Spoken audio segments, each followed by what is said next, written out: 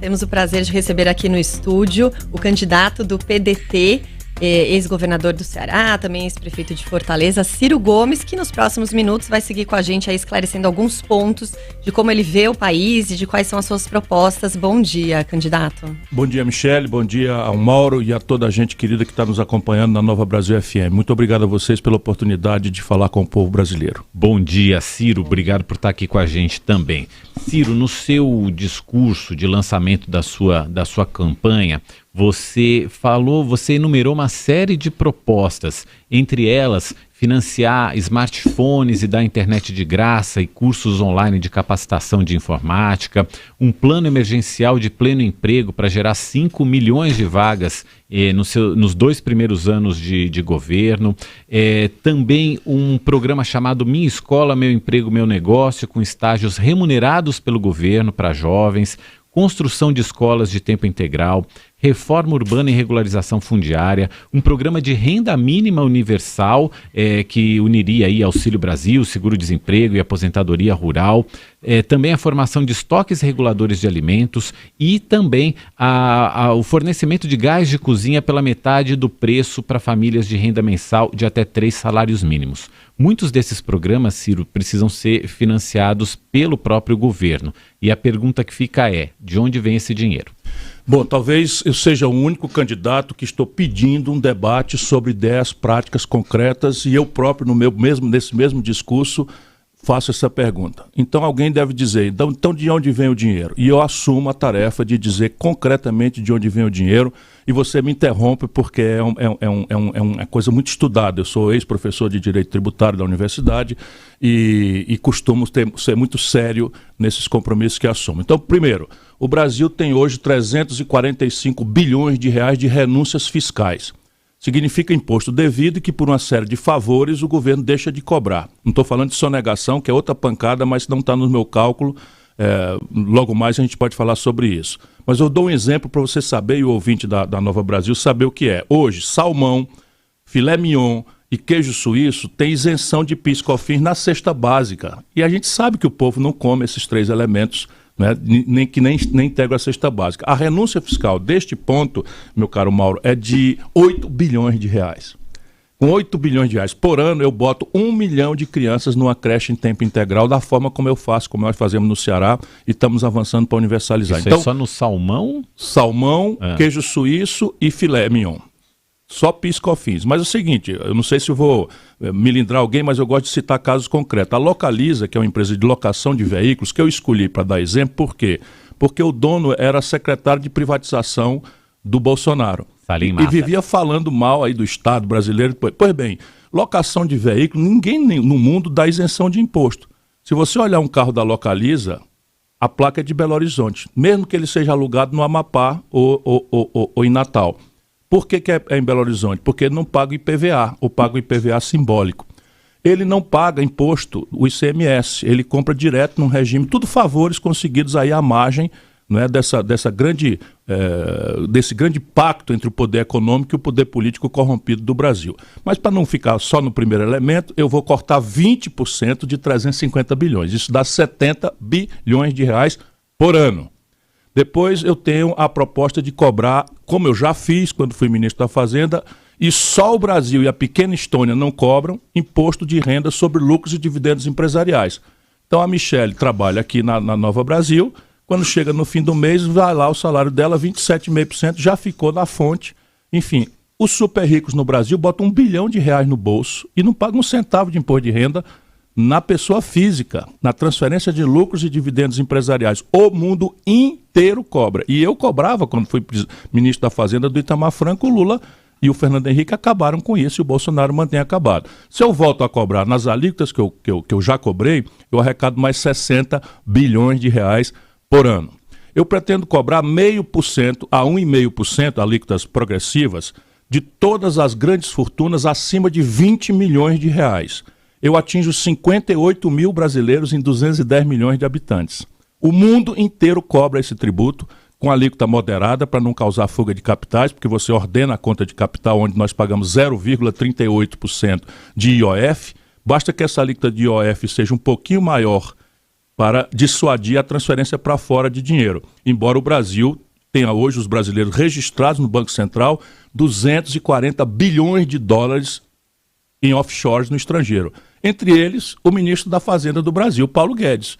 Então a autoridade brasileira encarregada de cobrar imposto, de vigiar que a nossa moeda não derreta na frente do dólar, guarda a fortuna dele no estrangeiro. O presidente do Banco Central do governo Lula também fazia a mesma coisa. No meu governo, autoridades serão proibidas, como a maior parte do mundo faz, de botar o seu dinheiro lá fora, porque a gente não pode dar mau exemplo. Pois bem, se eu cobrar 0,5%, eu arrecado mais 50 bilhões de reais. Então nós vamos aí, 70 mais 60 mais 50, acabou o déficit primário. Em relação aos juros pagos hoje da dívida pública? Pronto, esse é o outro ponto. Então, cortar despesas e aumentar a receita em cima dos super ricos que hoje vivem num paraíso fiscal é a fórmula de onde eu digo concretamente cada centavo de onde vai vir para financiar cada uma dessas políticas que estão já todas ponderadas, estudadas e mais, há um laboratório em que elas estão sendo executadas, que é o estado do Ceará, de onde eu venho.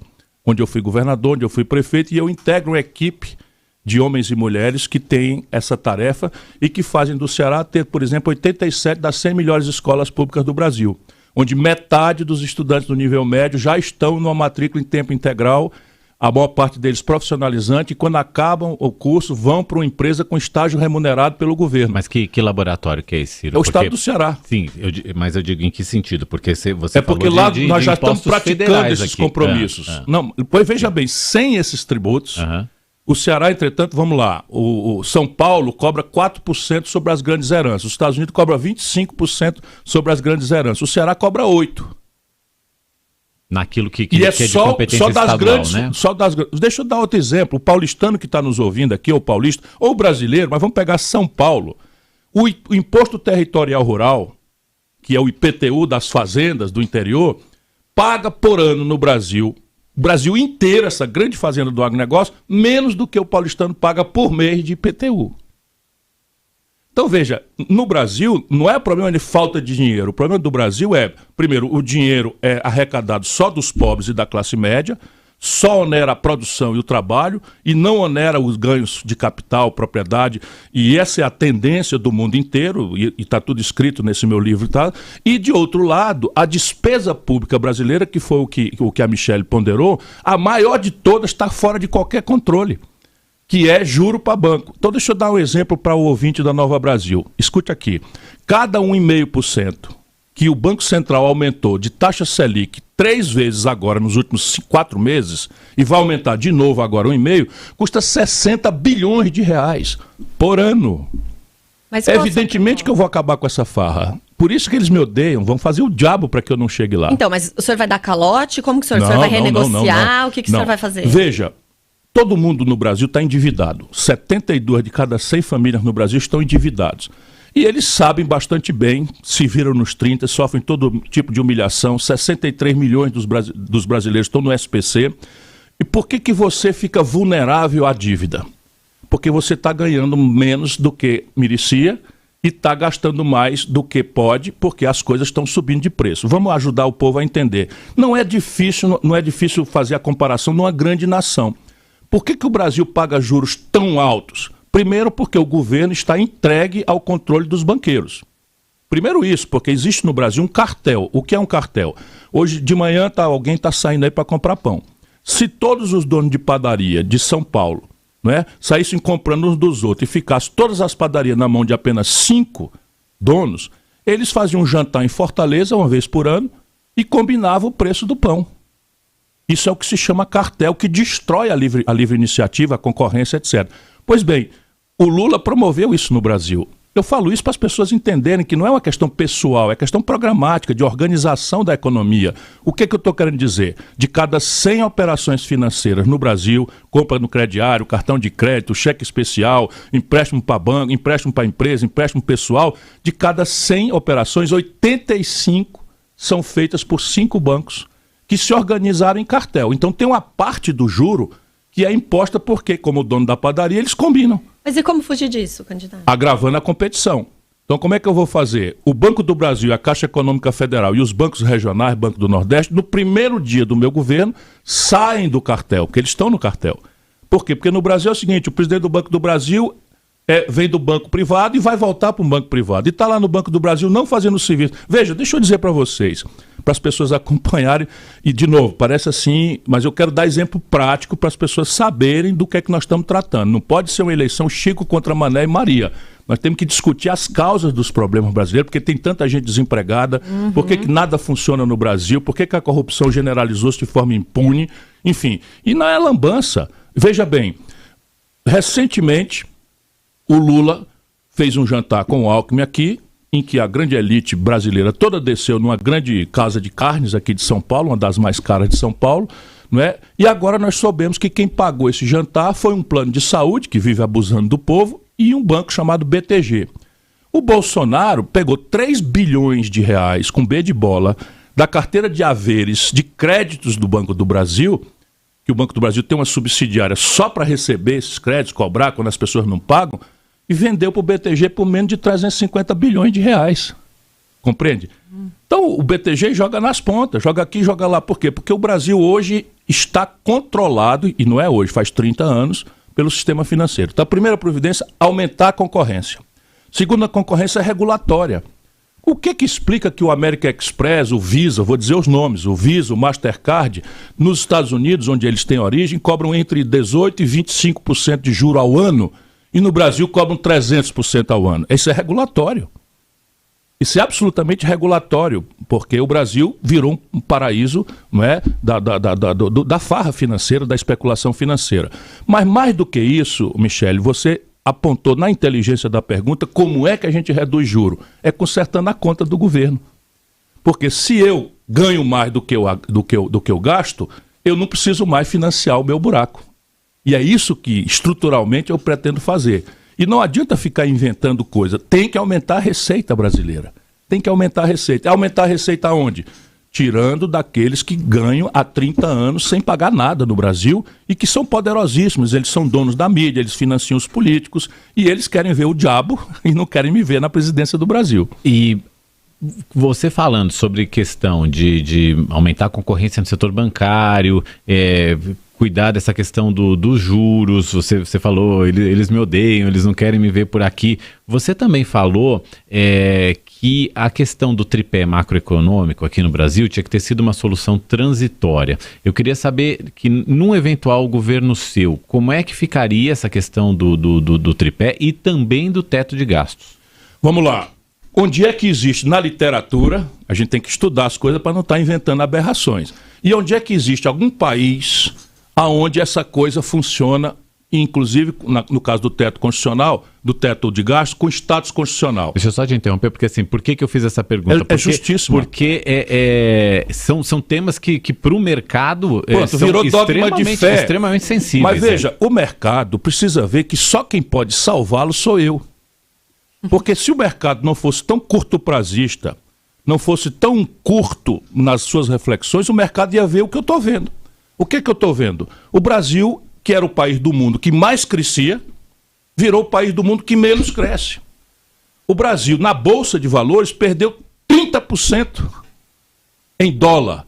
Foi a moeda que mais se desvalorizou no mundo. E todos os rentistas, os aplicadores financeiros, estão apanhando para a inflação.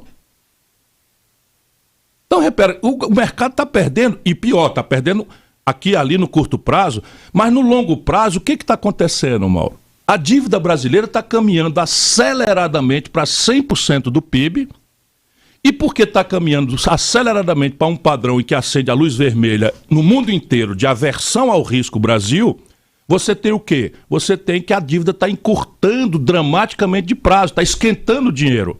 Deixa eu dizer ao povo brasileiro, nossa dívida hoje é de 6 trilhões e 400 bilhões de reais. Um quarto dela está vencendo em poucos 60 dias, 90 dias. Só no Brasil, nesse país saqueado, Mauro, só no Brasil, nesse país saqueado, o saldo que o banco não empresta, no fim do dia é remunerado pelo governo, com dinheiro público. Eu disse de novo aqui, então vamos lá, teto de gastos. Eu sou ex-governador do 8º estado brasileiro, sou ex-prefeito da 5ª maior cidade do Brasil e comandei a economia do Brasil, ajudei a consolidar o Plano Real. Não tem um único dia em que eu tenha gasto mais do que arrecadei, ou que eu tenha praticado déficit fiscal. Um único dia. Isso é um exemplo. prático de qual é o valor que eu dou ao equilíbrio. O meu estado, o Ceará, faz 30 anos que ninguém fala lá em atraso de funcionário. E que os funcionários têm a reposição da inflação e nós estamos expandindo, duplicando saúde, educação, segurança pública. Temos 87 das 100 melhores escolas, um dos estados mais pobres do Brasil. Pois bem, como é que a gente faz isso lá? Tem algum teto de gasto? Tem. Como é que faz o teto de gasto no Ceará? Todas as despesas são controladas, menos uma, o investimento. Por quê? Porque o investimento, além de qualificar o serviço público, melhorar a vida do povo, anima a atividade econômica. O que acontece no Brasil? Todas as despesas foram controladas, menos uma. Só que no oposto do Ceará.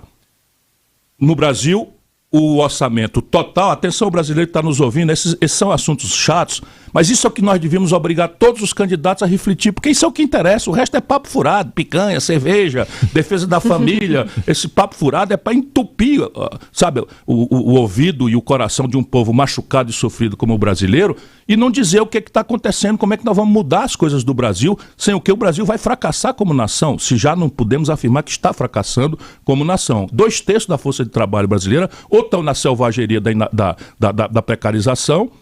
Sabe o que é isso? 70 horas semanais de jornada de trabalho, sem férias, sem 13º, sem nada, com uma renda média declinante, em que o salário mínimo, como elemento simbólico, tem o pior poder de compra dos últimos 16 anos. Mas vamos lá, o orçamento brasileiro são 4 trilhões e 800 bilhões de reais. 3 trilhões com T de tapioca, que é dinheiro que a gente besta como nós não conta, como a gente chama no Ceará. Veja, 1 trilhão são 1.000 bilhões. 1 bilhão são 1.000 milhões. Então são 3 trilhões de reais fora do teto. 1.800 estão dentro do teto. O que está fora do teto? Juro para banco, rolagem e amortização de dívida pública, ou seja, o pedaço da banqueirada, o pedaço do especulador financeiro. Isso que eu estou falando. 1 trilhão e 800 é o quê? Previdência social, em que você tem uma distorção em que 2% dos beneficiários da Previdência engolem a metade do orçamento. Quem são eles? Os generais. Enquanto se pega o trabalhador da construção civil, o comerciário, o motorista, etc., o operário, o servidor de classe média, enfim, ele paga a Previdência um déficit de R$ 1.400 por cabeça por ano. No Exército, na Marinha, na Aeronáutica, no oficialato, porque não é nos praças, cabos, soldados, não. Lá em cima, o déficit é de R$ 160 mil por cabeça por ano. Uhum. E o Bolsonaro agravou isso. Então, repare uma coisa, e aí veja bem, eles também não querem que um cara como eu chegue com essas verdades na presidência da República. Os outros se renderam, porque são poderosíssimos, eu sei que são poderosos. Candidato, para a gente concluir um pouco essa questão da economia, né, mas que, como o senhor falou, é extremamente importante, a gente sabe que o problema da inflação, ele é mundial, mas que ele diminui muito o poder de compra. Tem até ouvintes mandando mensagem aqui, o Bruno Henrique de Mauá, falando qual é o seu plano de governo para que a gente possa deixar de ir no mercado e gastar R$400 para comprar meia dúzia de produtos. O senhor tem um plano efetivo para lidar com essa questão da inflação? Primeiro eu me apresento, eu sou ex-ministro da Fazenda que ajudou a fazer o Plano Real, que está sendo morto, está sendo assassinado, está ssendo sabotado pela tragédia de incompetência. Segundo, a gente não resolve um problema se a gente não entender a causa dele. Então você repetiu o que uma certa elite brasileira, você não tem culpa disso, está repetindo para absolver o Bolsonaro e os erros graves de condução da política econômica brasileira, de que a inflação é um problema mundial. Ok. Mas que tem seus agravantes internos, obviamente. Há um problema de pressão de preços de fora para dentro, agravando o problema. Mas o problema da inflação no Brasil chama-se governo. E a gente decompõe. Então, quando você olha, os preços subiram por quê? Primeiro preço que subiu, combustíveis. Então, gasolina, querosene de aviação, gás de cozinha e óleo diesel, que está entranhado no preço de tudo, porque está no frete do caminhão que leva a comida, que leva a carne, que leva o remédio. O governo administra uma política de preço absolutamente criminosa, dolarizou os custos da Petrobras e, ao invés de produzir gasolina aqui, está diminuindo a capacidade de produção do Brasil, importando do estrangeiro em dólar, tudo na base da propina. Cheguei lá na presidência da República, muda imediatamente. Chamarei o Conselho de Administração da Petrobras e vou considerar que o preço da gasolina para o brasileiro será os custos de produzi-la, mais um lucro razoável. O que é o lucro razoável? Já estudei também. As petroleiras globais têm um lucro de 6% ao ano. A Petrobras está com um lucro de 38% ao ano nas costas do povo brasileiro e da dona de casa que não dá conta de pagar o gás de cozinha. Por isso, muda rapidamente, porque isso é. Então a inflação começa a se decompor. Qual é o outro componente da inflação? Energia elétrica. Que o governo é que determina. E o governo agora está subindo taxa de juros a pretexto da inflação. Olha, a gente precisa ensinar o povo brasileiro, ajudar o povo brasileiro, porque essa lambança de carisma, Chico, Manel, Maria, isso é tudo para enganar a gente. Veja bem, quando a gente aumenta a taxa de juros para diminuir a inflação, o que é que nós estamos dizendo? Nós estamos dizendo o seguinte, olha, tem muita gente podendo e querendo comprar coisa demais e as coisas não tem tantas, então tem um excesso de leilão, os preços sobem, porque tem muita gente podendo comprar. Isto é mentira. O Brasil está com a pior demanda das famílias da história. Pudera, maior desemprego da história, renda em depressão violenta, informalidade a mais grave da história, a demanda despencou, o investimento do governo é o pior da história. E por que eles aumentam a taxa de juros? Só para aumentar a rentabilidade do baronato financeiro. Caímos de novo nos donos do Brasil. Como é que a gente baixa preço disso? Os administrados pelo governo, como eu estou dizendo aqui. É preciso desindexar a energia. Isso é uma coisa que a gente lá no Plano Real já tinha planejado. Eles rasgaram tudo isso. Por quê? Porque entregaram as distribuições de energia para os estrangeiros e essas agências reguladoras, salvo exceções, viraram antro de ladroeira e de suborno contra o povo brasileiro. Então você tem a energia mais limpa e barata do mundo, que é a energia de base hidráulica. Por regra, salvo Belo Monte, Giral e Santo Antônio, que são recentes, o resto das hidroelétricas já amortizaram os seus custos de investimento. Portanto, a tarifa de energia devia estar caindo no Brasil. E ela está subindo. Por quê? Porque eles indexaram ao dólar. É tudo assalto ao bolso público. Agora, a gente teve um efeito climático esse ano também que contou, né, para a produção das hidrelétricas. Conjunturalmente, né? Sim, mas se você tirar do dia a dia e olhar os problemas como eu procuro fazer, a tarifa de energia elétrica no Brasil subiu 200% acima da inflação. 200% acima da inflação numa hora em que os custos de amortização das hidrelétricas já devia estar sendo abatido. Por quê? Porque o modelo de gestão indexou ao dólar. E nós temos um desequilíbrio grave nas contas em dólar do Brasil com o estrangeiro. E a nossa moeda, quando o Bolsonaro tomou posse, era R$ 3,70 para comprar $1. E agora é R$ 5,40, R$ 5,50, chega a R$ 5,70 para comprar o mesmo dólar. O que é que aconteceu? Mudou o custo de produção de Itaipu? Não. Mas eles entregaram para as distribuidoras estrangeiras, não é, nesse modelo imprudente. Eu nem sou contra a privatização, mas quando você privatiza um monopólio, a regulação tem que ser muito eficaz e muito honesta, senão cai no suborno e no assalto ao bolso popular. De novo, eles me odeiam, porque eu vou acabar com essa farra, vou desindexar as tarifas brasileiras, será extinto o IGPM e haverá uma estrutura de apuração de custos que seja séria, que remunere correta e decentemente o capital empatado ali e o serviço, porque eu nunca tive vocação para demagogo. Eu tenho vocação para bom administrador. Então, veja, agora tem um terceiro componente da inflação. Você me interrompa, Michele, se eu estiver sendo exagerado. Mas são os alimentos. Então, repare, a maior produção de proteínas animais e vegetais do mundo é feita pelo Brasil. Por que a carne explodiu 60%, 70% de preço, o feijão subiu, explodiu? Tudo bem, aí tem um dia a dia, tem ali uma estiagem, não sei o que tal, mas não. De novo, é governo. O que está acontecendo com a produção de alimentos no Brasil? Nós, brasileiros, por prostração ideológica, por corrupção política, destruímos a nossa estrutura de armazenamento, estoques reguladores e política de preços mínimos para a agricultura e para a pecuária. E aí você tem um grande comprador de comida lá fora, tipo a China, que paga em dólar. E o agricultor lá do interior de Tocantins, o pecuarista do interior de Tocantins, não quer nem saber se a população vai roer osso, vai morrer de fome. Se tem alguém pagando pela carne que ele produz em dólar lá fora, meu irmão, ele ensaca e manda. Quem é que tem que consertar isso? É o governo. Como o mundo inteiro faz. O mundo inteiro faz. Então, como é isso? É assim, eu vou reestruturar a política agrícola e de comércio exterior, vou reestruturar a política de estoques reguladores e de preços mínimos. Quando o produtor é explorado pelo atravessador no auge da safra, porque ele não consegue armazenar, porque ele não consegue conservar, O governo compra.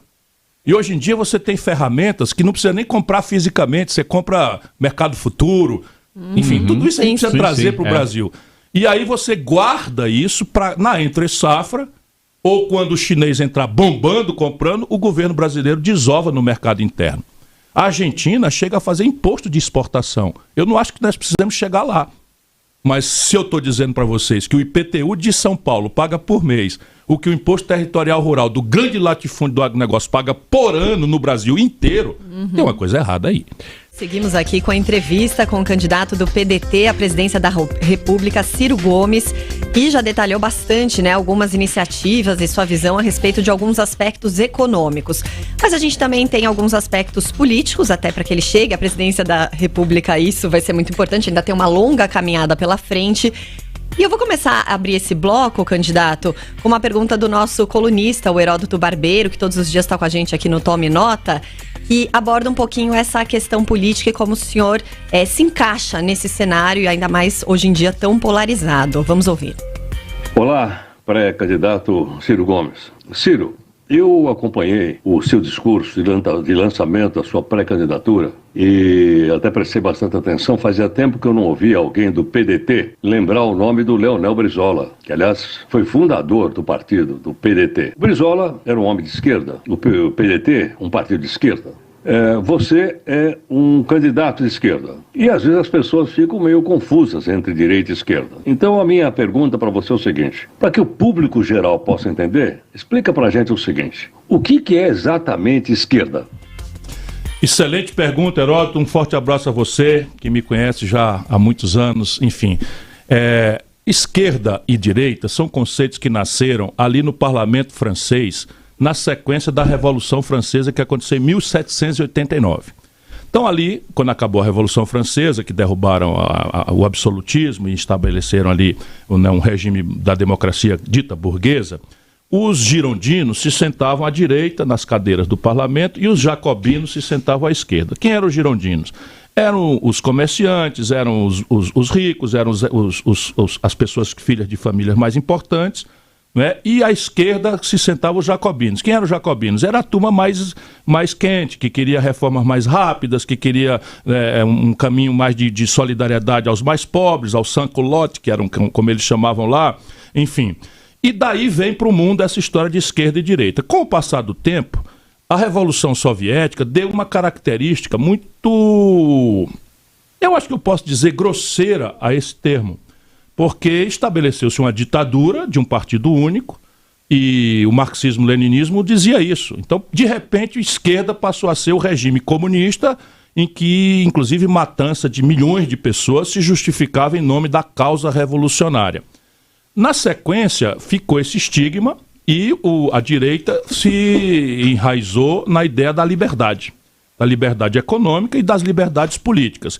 E o embate moral político, de valores, acabou sendo vencido, por aspas, pela direita, na medida em que ninguém mais no mundo defende partido único, a não ser o Lula, que gostaria que todos os partidos fossem destruídos e ficasse só o PT para ele mandar e desmandar sem ter que dar explicação a ninguém. Isso eu estou brincando, mas é o que está na cabeça dessa gente. Eu sou do outro lado, eu sou um camarada que compreendo que em matéria de costumes políticos, a liberdade é tão gravemente importante quanto o ar que respiramos. Em matéria de gestão econômica, a iniciativa privada já provou que é um elemento essencial ao progresso da humanidade. Portanto, eu estou noutra, eu não estou nessa estupidez do século XVIII, do século XIX e tal. Porém, eu concordo, não é, que existe a propriedade privada, porque ela é um elemento essencial ao progresso da humanidade, e em nenhuma hipótese eu admito que a vida, que a nossa organização, que a disputa pelo poder não se dê de forma plural, em que todo mundo tenha liberdade de expressão, cada um se apresente, diga o que quiser e bem entender e volte para casa sem ser reprimido, e que o voto de cada cidadão seja igual, o rico, o pobre, o branco, o preto, o migrante, todos possamos votar por igual, que são as virtudes, estou resumindo aqui, aquilo que se convencionou, inclusive, chamar de direitos humanos, que também no Brasil está traduzido como proteção de bandido. Não tem nada a ver. Direito humano é o direito, por exemplo, do cidadão ir e vir sem ser assaltado. Mas a gente volta a esse debate noutra hora. Porém, segue sendo para mim dramaticamente, vamos dizer, moralmente inevitável que a gente não tenha solidariedade com os mais pobres. Que o Estado Nacional, especialmente o Estado Nacional brasileiro, não seja responsabilizado por promover o desenvolvimento, por promover a superação da miséria, da desigualdade, por combater a violência, a ignorância, a doença.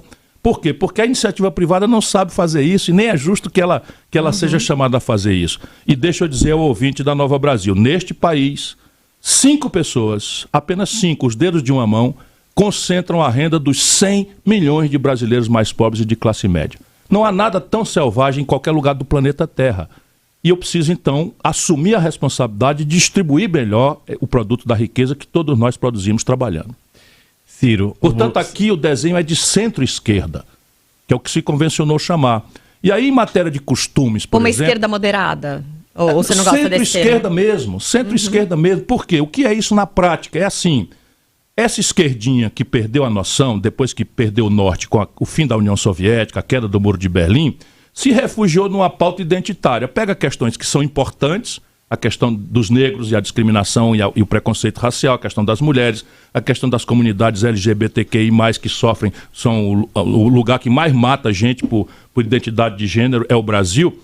E eles pegam essas questões que são graves e substituem no debate político a luta pela mudança. Ou seja, ele não mexe em juros, não mexe em sistema de imposto, não toca nos barões, nos ricos, e ficam parecendo que são solidários com a causa dos discriminados, copiando uma espécie de esquerdismo infantil que o Lenin dizia, não o Lenin, o nosso extraordinário compositor e poeta, mas o Lenin russo. Né? Pois bem, eles ficam dizendo, e aí colidem com a moral popular. Eu estou noutra, eu acho que organizar a família, não é? Educar os filhos, é tarefa que o governo deve entrar o mínimo possível. Não é? Que a gente tem que proteger a liberdade religiosa, proteger a família, que é a célula máter da organização da sociedade, embora, para mim, eu considero como Lulu Santos, o nosso belo poeta, justa toda forma de amor. Né? E eu acho que o Estado tem que garantir essas liberdades, a respeitar a diferença, a diversidade, mas só até aí.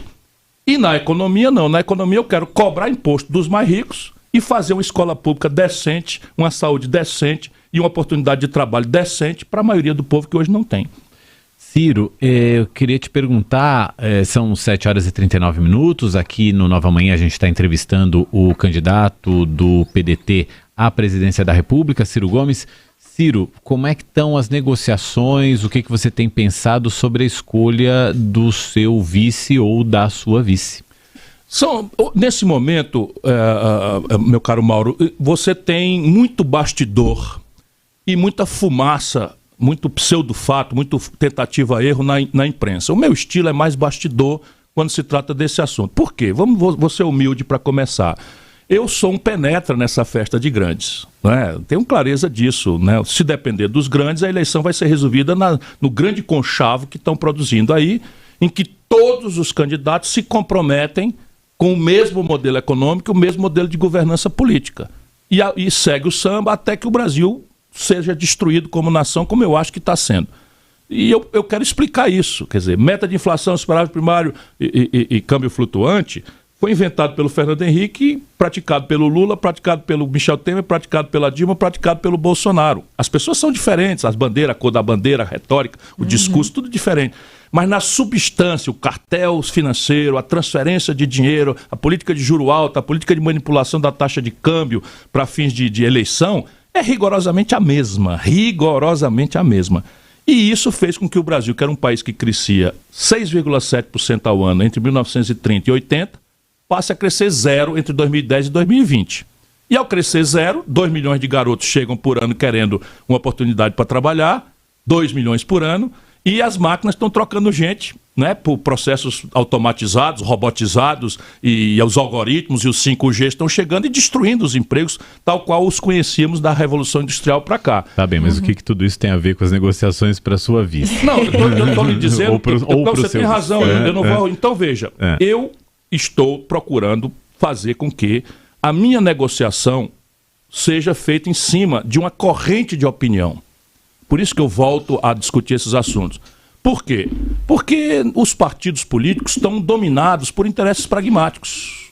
Então o cara olha para a pesquisa diz que o Lula já ganhou. Então é impressionante. Vai para lá o Boulos e o Alckmin. Falando aqui de duas figuras. O que é que o Boulos tem a ver com o Alckmin? O que é que pode sair daí de política para o povo? Sabe? A não ser o poder pelo poder. Para deixar uma crise depois. Porque é uma briga apalavrada para amanhã. Eu tô noutra. Então, o que é que eu vou fazer? Estou conversando. Eu tenho conversado com a Marina para falar no que está especulado. Tenho conversado, enfim, com o DEM, que agora tem um constrangimento porque está indo para o tal União Brasil, e aí já fica complicado. Eu tenho conversado com o Kassab, quer dizer, estive na casa dele outro dia, porque eu quero montar uma aliança. Tenho conversado com a Rede, que é da Marina, já falei, e o PSB, que é hoje um partido que está sendo manipulado de fora para dentro pelo Lula e que está lá, eles estão tentando administrar, mas o Márcio França é um companheiro que eu quero, falando aqui de São Paulo, nós estamos mais assim... Eu tenho muita amizade, Beto Albuquerque, no Rio Grande do Sul, Casagrande, governador do Espírito Santo, né, o Hollenberg, ex-governador do Distrito Federal. Essas são as minhas tratativas. MDB também? O MDB não, porque ele primeiro tem uma candidata que eu tenho muito respeito. Atenção, Brasil, preste atenção nesta senhora senadora Simone Tebet.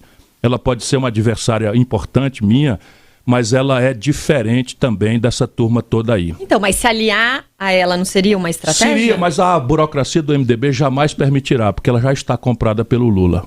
Agora... Sabe, Renan Calheiro, Eunício Oliveira, Michel Temer. Né? A burocracia. Renan, vamos dizer os nomes, é o meu estilo.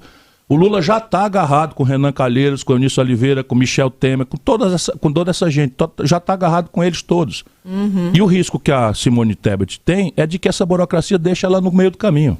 Agora, espero que ela tenha sorte, que será uma contribuição importante para o debate brasileiro. Candidato, ainda falando sobre essa articulação para vice, o senhor já demonstrou interesse, né? Elogiou a Marina Silva e tal. Só que uma das críticas, não só dela, quanto de boa parte das pessoas com quem eu converso, é o senhor ter contratado o marqueteiro João Santana para sua campanha, que foi condenado, já cumpriu prisão, esteve envolvido nos esquemas lá do PT, do Petrolão. O senhor aceitaria, por exemplo, abrir mão do marqueteiro para ter Marina Silva como vice? Como o senhor vê essas críticas em relação à contratação dele? Eu vejo com naturalidade e com humildade, eu explico. Primeiro, o contrato é do meu partido. Eu não tenho recursos nem nada pessoalmente para fazer contratação. O meu partido, o PDT, tem um contrato. Segundo, o João Santana é um prestador de serviços. Ele nunca foi condenado por corrupção. Até o Sérgio Moro, na sua arbitrariedade, absolveu, declarou ele inocente de qualquer ato de corrupção. O que ele foi condenado, e evidentemente, se todo mundo que fez o mesmo que ele fez, que é receber pelo serviço que de fato prestou para um partido político como o PT, por fora, fosse condenado no Brasil, nós teríamos 100% dos marqueteiros, praticamente, vou admitir que haja exceções, na cadeia. E ele já pagou.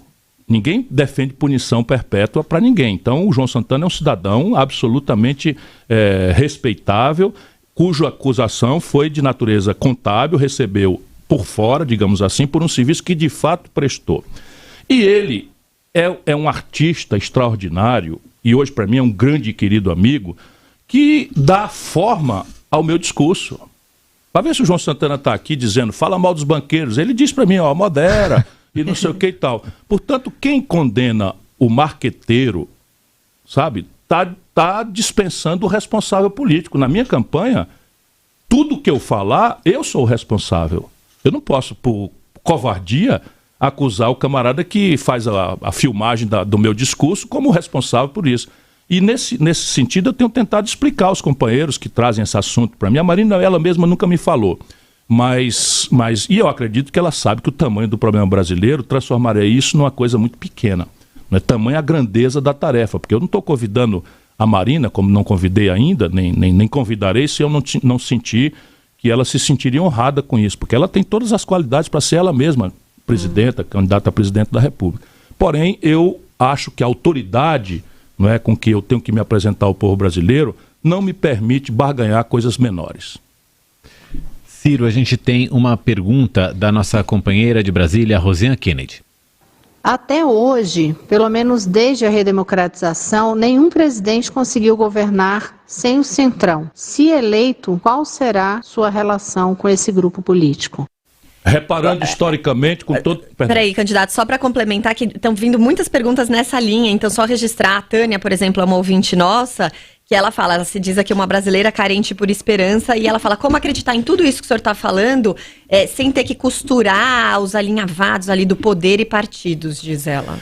Isso é um momento importante da nossa conversa hoje pela manhã, porque depois que as pessoas veem que há solução, acha o dinheiro, acha a beta, acha não sei o que, as pessoas caem nesse ceticismo. Mas e os políticos? Ainda ontem o William Vac na CNN teve, mas todo mundo fez. Primeiro, não é verdade.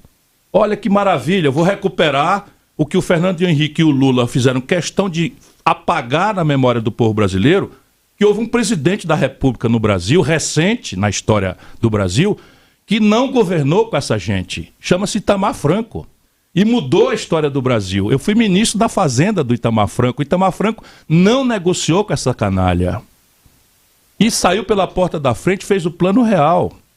Isso não quer dizer que é simples nem trivial. Agora, qual é a minha proposta? Deixa primeiro eu dizer que eu não sou nenhum, digamos assim, recém-chegado no estabelecimento mal falado, que é a política brasileira. Eu tenho, pro bem e pro mal, a mais consolidada experiência entre todos os possíveis candidatos. Não é elogio em boca própria, eu estou apresentando o meu currículo com toda a humildade para pedir uma oportunidade de mudar o Brasil ao povo brasileiro. Então veja, eu fui com 25 anos deputado estadual de oposição. Depois eu fui com menos de 30 deputado líder do governo revolucionário do Tasso Gereissati no estado do Ceará.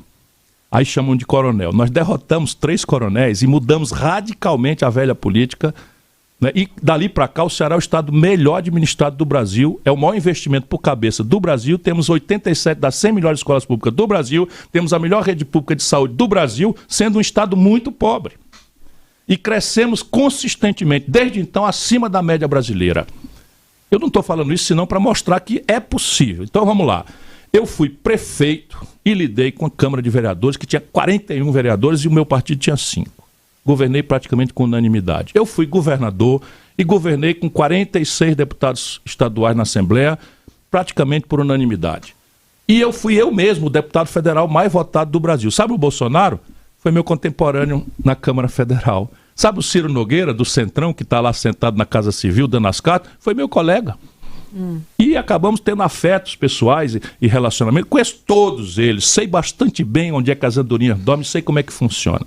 E qual é o grande problema brasileiro? É uma lógica de impasse entre um presidente que quer fazer algumas coisas, como aquelas que eu anunciei aqui, e um Congresso Nacional que se elege comprometido com a agenda do povo, emprego, salário, educação, saúde, violência, etc, etc, mas que depois da eleição vai para Brasília e é preso dos lobbies, dos grupos de pressão, do tráfico de influência, dos poderosos que mandam e desmandam no Brasil. É simples de ver, 100% do debate diz que o Brasil precisa de uma reforma tributária. Eu não conheço uma pessoa que diga, não, o Brasil tem um sistema tributário muito bom, não precisa mexer nele. Mas isso é mentira, estão mentindo para o povo, por quê? Porque chega lá, não mexe em nada. Por quê? Porque o sistema tributário brasileiro faz do Brasil um paraíso fiscal dos super ricos e cobra de quem não tem força política depois da eleição. Eu vou avançar. Diga. Não, só queria saber se o senhor faria uma reforma ou faria ponto a ponto, como o senhor já detalhou aqui. Reforma. E aqui começa a chave da resposta. Primeiro, encher o saco dos jornalistas e dos eleitores com propostas. Por quê? Porque ao invés de você votar no Lula, carisma, cheio das piadas, disse ontem que ele é um político tão hábil que se um camarada chegar para contar uma piada que ele já conhece, ele faz de conta que não ouviu ainda. Todo mundo adora essa pseudo-sabedoria, que nada mais é do que a apologia da ignorância que ilumina ou, vamos saber, nevoa o debate brasileiro. Ignorância nunca foi conselheiro bom para nenhum país, muito menos um país que está numa situação grave como essa. Voltando ao tema. Então, propor para que o povo, ao votar em mim, dê a esse voto um conteúdo plebiscitário de natureza programática, de maneira que o deputado, quando se eleger, e aí, parênteses, qualquer deputado e senador que o povo votar, é com eles que eu vou negociar. Temos logo clareza, até o Sérgio Moro, como se fosse inventar um país para ele ser o ditador, o imperador, e não vai negociar. Eu não. Eu quero dizer ao povo brasileiro, não é que quem o povo brasileiro eleger, eu tratarei e negociarei. A diferença é o que eu vou negociar e como eu vou negociar. Vou adiante aqui na proposta. Então, propor a ideia. Vou aumentar imposto aqui, vou diminuir acolá, vou fazer um sistema aqui, vou fazer acolá, vou fazer um modelo de educação aqui, vou fazer acolá, vou tirar daqui, vou botar acolá. Se você votar em mim, depois da pancadaria que eu vou receber, você está votando nas ideias. O deputado sabe disso e respeita. Isso já diminui muito o hiato entre um presidente reformista, que nunca tivemos. Qual foi a proposta do Fernando Henrique no auge da popularidade dele? Nenhuma. Qual foi a proposta do Lula, que mandou no Brasil por 4 mandatos? Qual foi a proposta? Para a gente dizer, o Congresso não deixou. Mentira, não foi proposta nenhuma. Se acertaram com o Centrão em nome de não ter CPI e de roubar juntos. Vamos ter clareza disso, roubar juntos. O Palocci, braço direito do Lula, fundador do PT, roubou 100 milhões, devolveu 100 milhões de reais. Isso é dinheiro.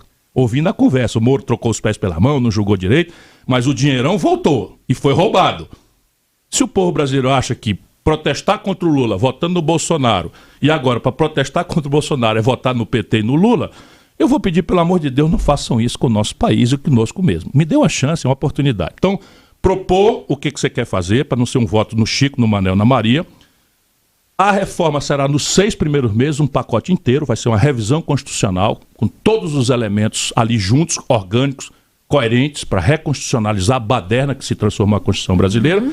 E ao invés de negociar só com os políticos em Brasília, eu vou redesenhar o Pacto Federativo. O que é isso? Hoje, 23 dos 27 estados brasileiros estão quebrados.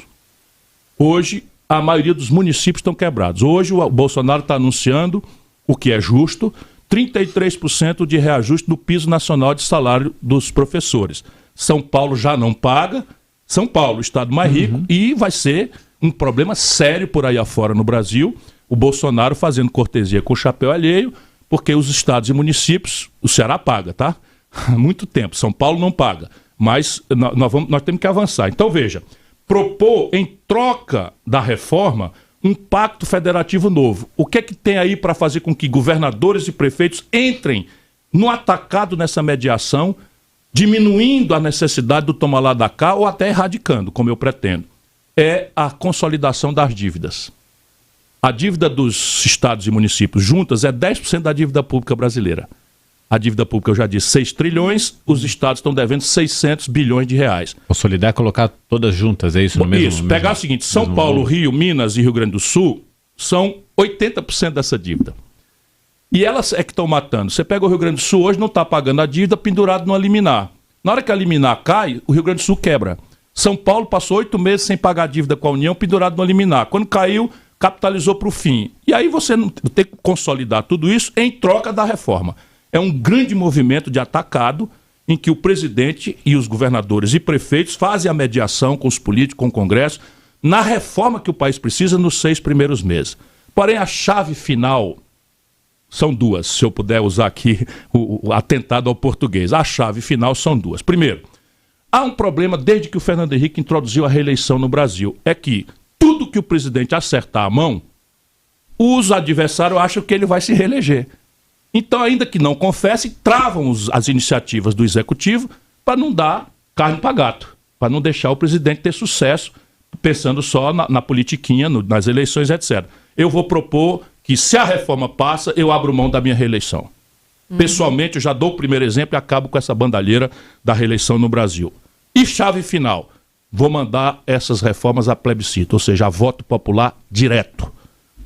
Isso é o que vai resolver esse problema de impasse. Por quê? Porque se acertar com o Centrão é a certeza do fracasso, meu irmão. Vamos fazer aqui uma visitinha rápida, estou sendo cansativo, mas é uma aulinha de história do nosso país para a gente recuperar a esperança, para a gente se rebelar contra essa mesmice que está aí. E é isso que eu quero propor. Deu certo, o Collor governou com essa gente e foi caçado. Deu certo, o Lula governou com essa gente e foi bater na cadeia.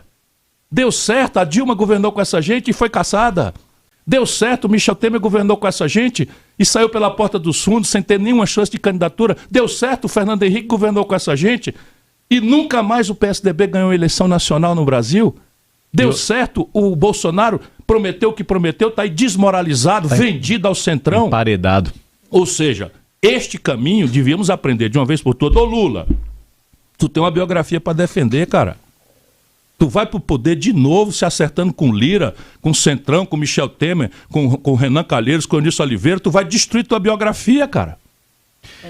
Ciro, muitos ouvintes perguntando sobre questão de reforma da Previdência, muitos ouvintes dizendo que a reforma que foi feita tirou benefícios de muita gente, e da reforma trabalhista também que foi feita no governo Temer. Nesse pacote de reformas que você menciona, esses dois quesitos são contemplados também? Você proporia mudanças na Previdência e na lei trabalhista? Entram com centralidade. Não é? Agora, por oportunismo eleitoreiro, o Lula está dizendo que vai revogar a reforma trabalhista. Na época, eu fiquei contra e fui vaiado na CNI, porque eu disse que era um equívoco grosseiro que estava se praticando, mesmo à luz do interesse do capitalista. Por quê? Porque jamais prosperou. Essa é talvez a minha diferença dos outros. Eu tenho eu estudo com certa profundidade e olho a experiência internacional em todos esses assuntos. E é essa experiência que eu quero colocar a serviço do povo brasileiro. Jamais nenhum país do mundo prosperou introduzindo no mundo do trabalho insegurança jurídica e, pior, insegurança econômica. A economia mais competitiva, mais produtiva do mundo é a alemã. Sabe como é lá o mundo do trabalho? Jornada semanal, 36 horas. Não estou defendendo isso para o Brasil, não. Estou só dizendo que a variável custo do trabalho... Claro que há abusos, a Justiça do Trabalho brasileira passou de qualquer limite de razoabilidade, o custo de burocracia, tudo isso pode e se deve corrigir. Mas o que o Brasil precisa é de uma reforma que entenda a flexibilidade necessária, imposta pelas novidades que o mundo do trabalho está experimentando, até os nomes são em inglês, né?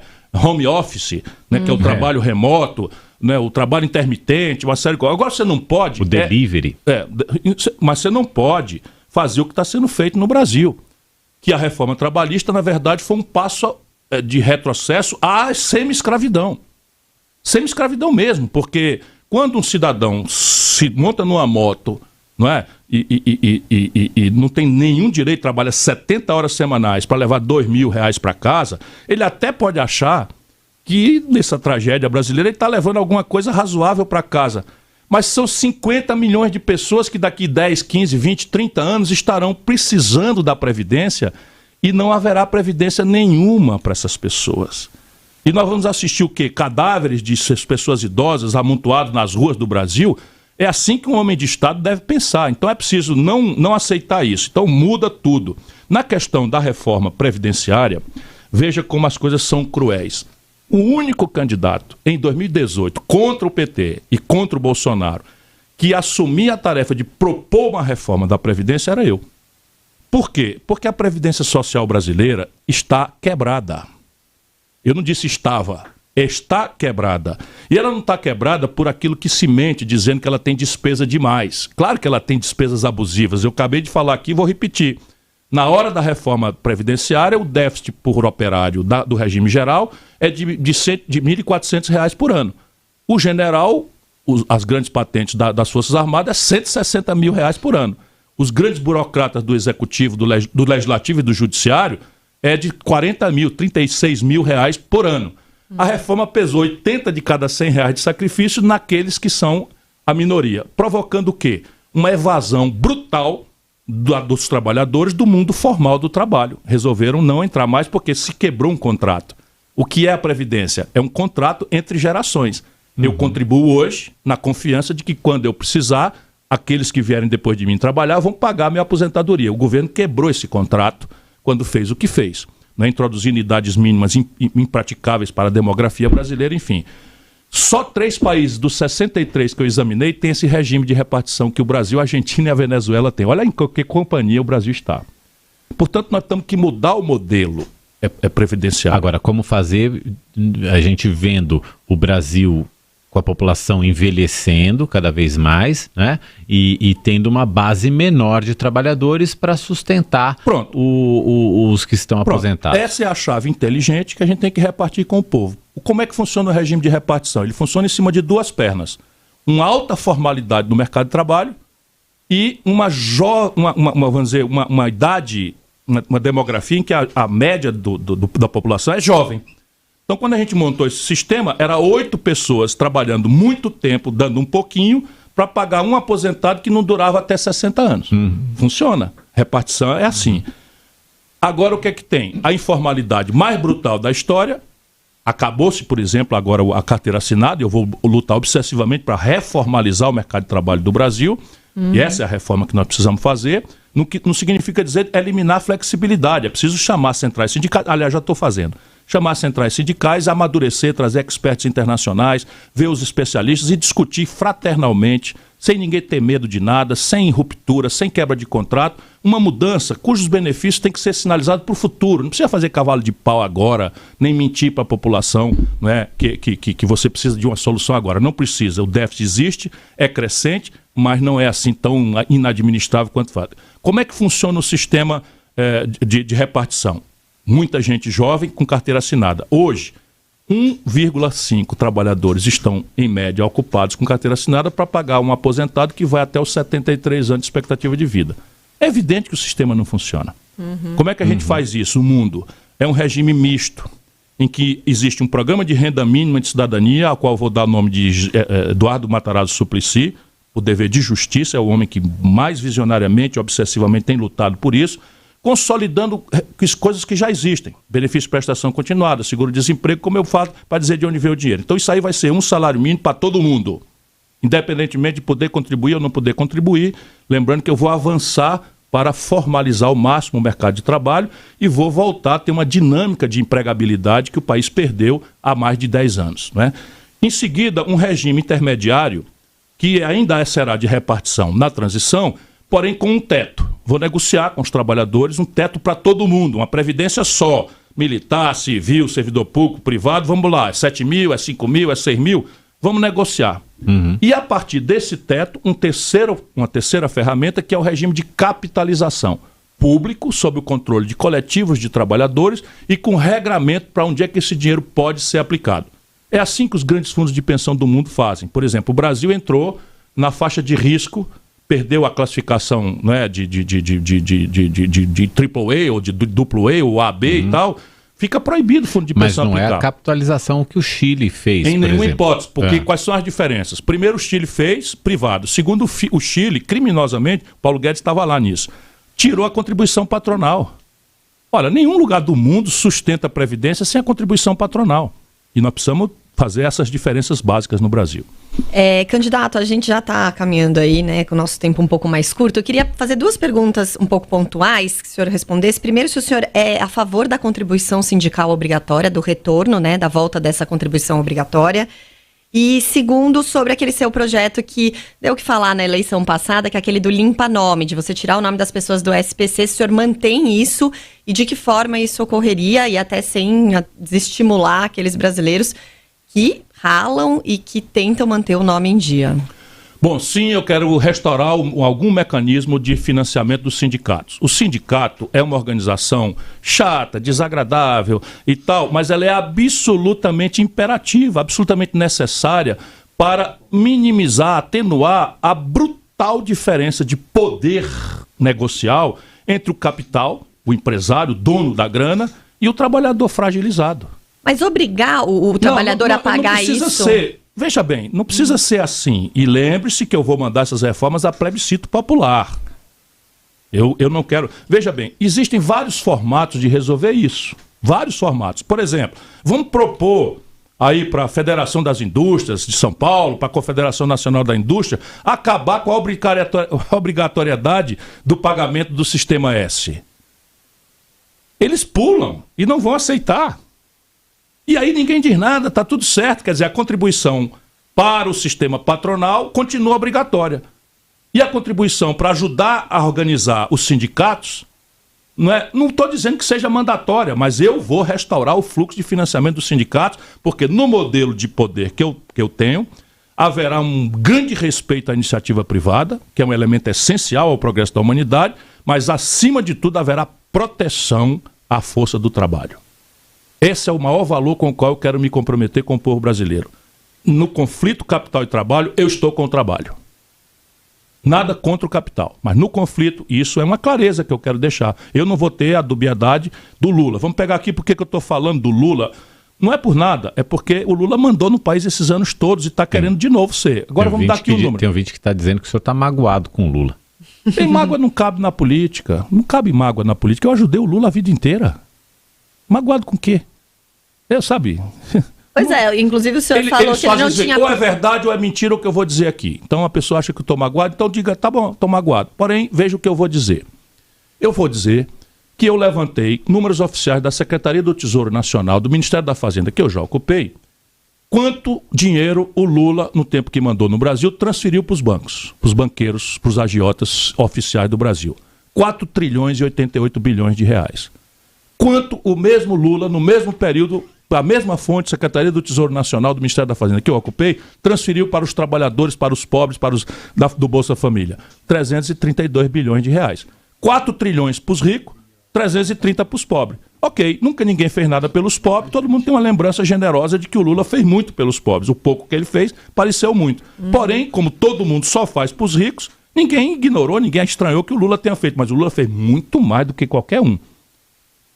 Qualquer um. Pô, então bota a causa que quiser. A causa que quiser. Eu digo que o Lula fez menos assentamento de reforma agrária do que o Fernando Henrique Cardoso. É verdade ou mentira? O que me interessa a motivação que eu tenho? Eu quero ganhar a eleição.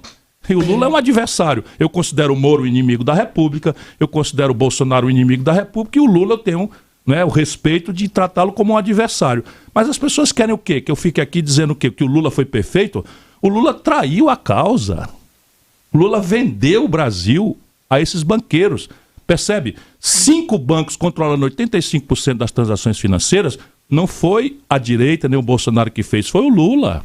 Candidato, rapidamente. Sabe, renúncia fiscal de salmão, de carro locado, de filé, isso não foi o Bolsonaro, foi o Lula. O Bolsonaro não mudou nada. Sim. Quem acabou com a tributação sobre os super ricos no Brasil foi o Lula e o Fernando Henrique. Ou isso é verdade ou mentira. O candidato, rapidamente, limpa nome e continua no seu plano de governo, Sim, por uma circunstância. Eu estou falando que o Brasil precisa voltar a crescer. Crescer não é consequência de conversa fiada de político. Tem 4 motores que fazem a economia crescer. Os 4 estão enguiçados no Brasil. Então eu quero consertar os 4 motores. Primeiro motor, o consumo das famílias. Quando o país cresce, 60% do crescimento é puxado pelo consumo das famílias. Ninguém precisa ser brilhante, economista, para entender. Se as famílias consomem, o comércio vende mais, contrata mais gente, encomenda mais da indústria. Se o comércio contrata mais da indústria, a indústria contrata mais gente para produzir, né, compra mais matéria-prima e a traquitana da economia gira. De onde é que vem o consumo das famílias? Vem de emprego, renda e crédito. Emprego e renda vem depois que a economia cresce. Onde é que eu posso meter uma política pública? No crédito. 72 de cada 100 famílias que estão nos ouvindo agora estão endividadas no Brasil. 63 milhões e 700 mil estão humilhadas no SPC. Por exemplo, o Lula passou 42 bilhões de reais de dinheiro público para o bolso dos empresários da educação privada, criou os maiores conglomerados de educação privada do mundo, no Brasil, e nós temos aí com mais de 1 milhão de garotos inadimplentes no SPC, começando a vida, devendo 70 mil reais. Percebe? Essa é a diferença do que eu quero discutir. Então, o que é que eu posso fazer? Olha, para um pouquinho. Isto é um novo regime de escravidão. Eu vou fazer uma coisa que é trivial e a gente faz no Ceará todo mês. Se você olhar agora no Google, quem puder, não tiver no carro, quando chegar em casa, olha, qual é o desconto que o Serasa dá, avulso, sem ninguém ajudar, para o endividado que queira arrumar a sua vida? Aqueles feirões, o senhor 90% diz assim. de desconto. Se eu botar o governo, quanto é esse desconto? Vamos aceitar que seja só 90%. Eu estudei a dívida. A dívida é 4 mil reais, a dívida média.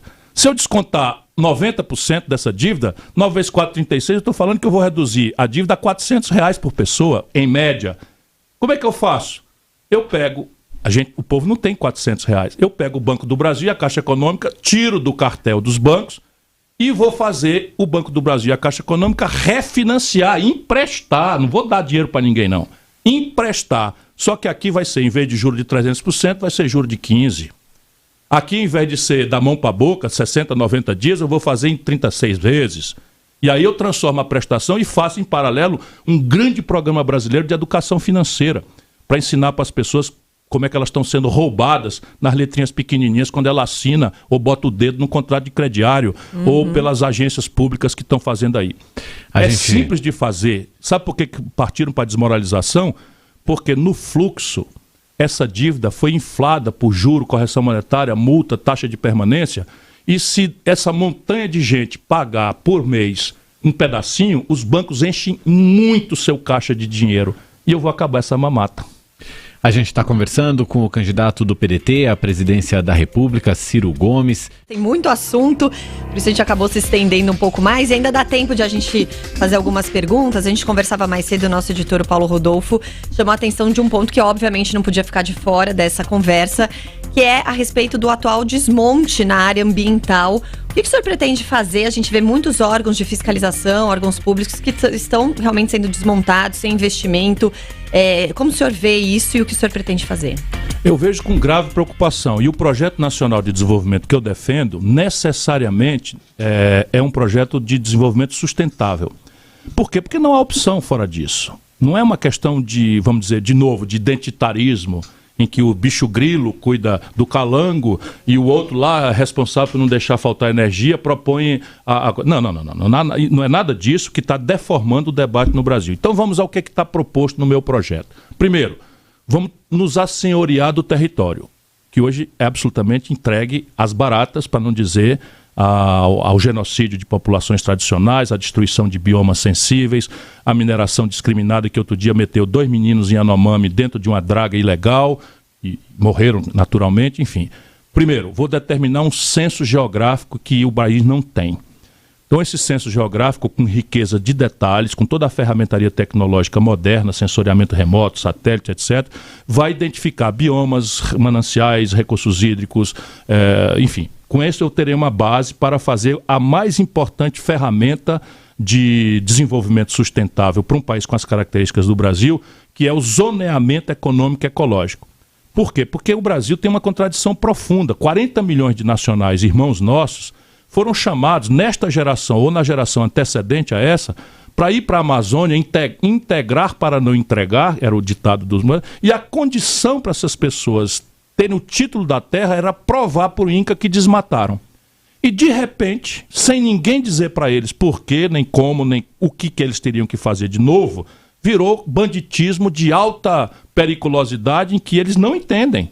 E eu lhes dou muita razão no adjetivo. Eles não entendem como é que matar uma pessoa é crime afiançável e cortar uma árvore, mesmo morta, de mogno, sem licença, é crime inafiançável. Eles não entendem isso. Por quê? Porque o Brasil decide muito das coisas de si mesmo nesse ambiente até bem intencionado, que é o eixo São Paulo-Rio-Brasília. E não consulta a comunidade. Então a ideia de um zoneamento ecológico, econômico, ecológico, vai dizer o seguinte: aqui pode, aqui não pode. Ex ante. Então, onde puder, o licenciamento sai daquela burocracia infernal que não diz que sim nem que não e que inviabiliza. E onde não pode, trata-se desse elemento que você falou. O Estado brasileiro, vamos dizer, é uma piada. É uma piada. Deixa eu dizer, para a grande nação de 210 milhões de habitantes, o Brasil tem 11 mil Polícia Federal. A instituição encarregada de combater o crime dos grandes, dos políticos, o narcotráfico, o contrabando de armas, tem 11 mil homens, 1/3 da Polícia Militar do Ceará. Isso não é por acaso, é para garantir a impunidade. Isso é um esforço estratégico de elite e a esquerda, dita petista, foi ao poder e não fez nada. O senhor aumentaria em quanto? Nós temos que avançar para fazer um plano idealizado. Assim terá, o método do projeto é esse. Nós vamos idealizar que país nós precisamos ter. E vamos anunciar as etapas que o país vai cumprir em prazo limite de 30 anos. O padrão é a Espanha. Eu escolhi a Espanha porque nem é o mais rico, nem é o mais pobre dos países da Europa. E os indicadores de qualidade de vida e de desenvolvimento humano da Espanha seriam revolucionários se acontecesse no Brasil e são praticáveis. E eu então estou estabelecendo uma meta de 30 anos com indicadores objetivos. Então, matrícula por aluno de 18 a 25 anos na universidade. O Brasil tem 18 de cada 100 garotos de 18 a 25 anos, já com esta picaretagem, salvo exceções, de arapucas que custa uma fortuna, paga com fiéis ou ProUni, que é o grande esquerdismo do PT, pagar com dinheiro público vaga privada, o dinheiro passa imediatamente para o bolso do empresário, e quando o cidadão se forma, 82% dos meus colegas formados em direito vão fazer o exame de ordem e não passam. Vai mudar tudo isso. O Brasil, um país dessa estrutura, desse tamanho, importar médico de Cuba, porque ninguém mexeu na formação, nas residências. Eu vou criar uma carreira de Estado, de saúde, de médico, e vou fazer uma revolução na formação de médicos, e que o Brasil vai fazer de maneira que nem um promotor. O promotor jovem, talentoso, se forma aqui na USP, E ele vai no São Francisco, mas ele vai trabalhar lá no interior para começar a vida lá. E o Estado paga para isso, para ele, e ele tem uma progressão na carreira até um dia poder chegar procurador da Justiça na capital. Vou fazer isso com a saúde. Enfim, essa estruturação toda são os prazos. Mas eu quero voltar à questão do meio ambiente. Então, na questão do meio ambiente, nós precisamos fazer um grande trabalho de reconversão econômica, cuja premissa, vamos dizer, simbólica de um conceito mais complexo, é mostrar para o povo que trabalha, que maneja a Amazônia, que a floresta em pé vale muitos bilhões mais do que ela derrubada para a monocultura ou para o pastoreio. Recuperar solos degradados, praticamente o estado do Pará inteiro hoje já foi desmatado e tem parte substantiva do seu território com solos degradados. Recuperar a degradação desses solos vai desestressar a floresta para frente. E aí você tem coisas que a gente tem que discutir. Por exemplo, a Finlândia está lá perto do Polo Norte. Você planta um pinus ou um eucalipto na Finlândia, demora 30 anos, 35 anos para ele ficar em ponto de corte. A Finlândia domina 8% do mercado mundial de papel e celulose, cuja matéria-prima é isso. No Brasil, você planta uma essência dessas quaisquer, em 6 anos ela está em ponto de corte. Mas há uma restrição grave à monocultura, que eu compreendo as razões. Mas você pode fazer isso manejando. Eu descobri uma essência, o Giovanni Queiroz, não sei se vocês estão também no Pará. Giovanni Queiroz é um companheiro, um amigo meu, está plantando uma essência chamada Taca, que veio da Malásia, que pode chegar a $4.000 um metro cúbico. E ela se deu muito melhor na Amazônia. Por que a gente não vai fazer isso, não é? Devagar, reconvertendo, com os cuidados devidos, mas isso demanda uma estrutura de capacitação tecnológica, de capacitação gerencial, de financiamentos compatíveis com os prazos, mas essa reconversão das atividades produtivas da Amazônia, não é o que está na base vamos dizer, da mudança dessa ação predadora, mortal, porque o Brasil hoje vai sofrer, já crescente, restrição de um neoprotecionismo de base ambiental. Então você tem restrições importantes, e a China está muito magoada com os movimentos do governo Bolsonaro, habilitou 26 frigoríficos norte-americanos.